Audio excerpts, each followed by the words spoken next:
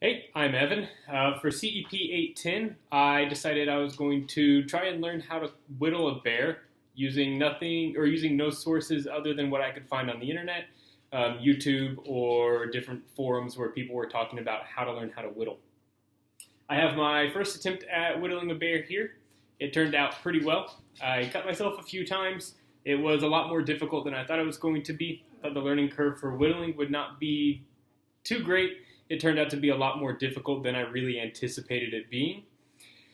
The first thing I tried to do is just pick up a block of wood and start carving with my pocket knife, as some of the forums that I read on talked about how people just use their pocket knife to whittle.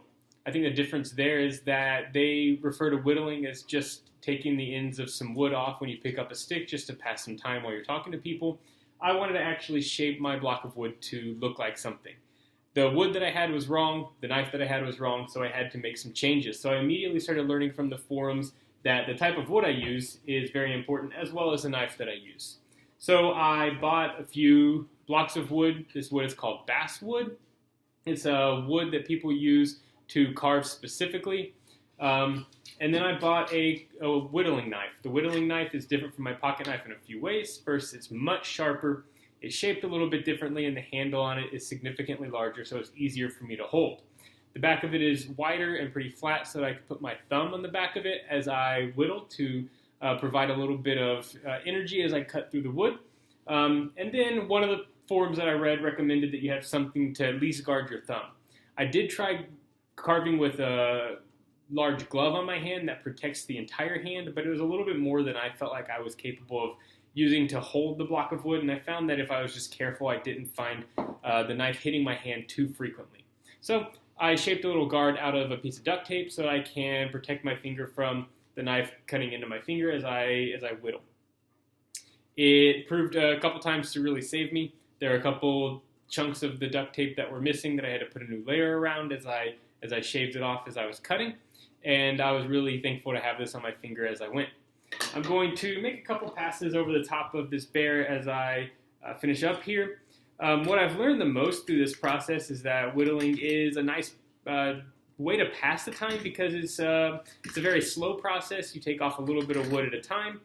There's not much change that happens to the wood as you go, but in the end you do have the shape that you set out to create, and that's really pleasant and enjoyable for me. It's going to prove to be the hobby that I anticipated it being, as I can sit outside and I can carve a little bit in the evenings if it's a nice night outside. If there are people to talk to, I can take this with me and I can sit and carve a little bit as I talk. And if I stop carving and look up and talk to somebody, I don't feel like I'm losing time.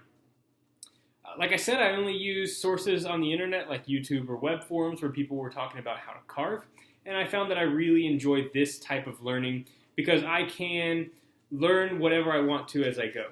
I can learn on my time. I don't have to wait for somebody to answer my question. I don't have to set up an appointment to work with somebody. When I have time to carve a little bit, I sit down and I carve.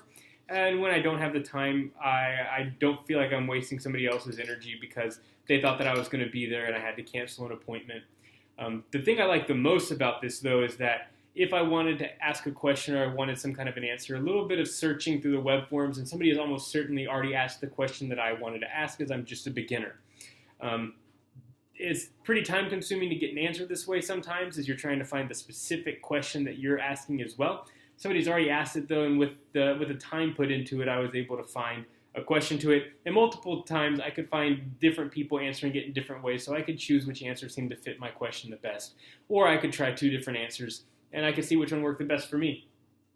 So I'm going to continue whittling this bear, and hopefully I'm going to start working on a couple more difficult tasks. There are a couple of bears that I have found that are different shapes. One bear that's standing on all fours and looks more like he's walking, a little bit more lifelike bear. This one's a little more cartoony looking bear. But I really enjoyed this process of learning on the internet, learning from sources that are available out there, and what other people have already mastered and are willing to teach as they go. So thanks for joining me as I've gone through the beginning process of learning how to whittle. I hope you've enjoyed it as much as I have.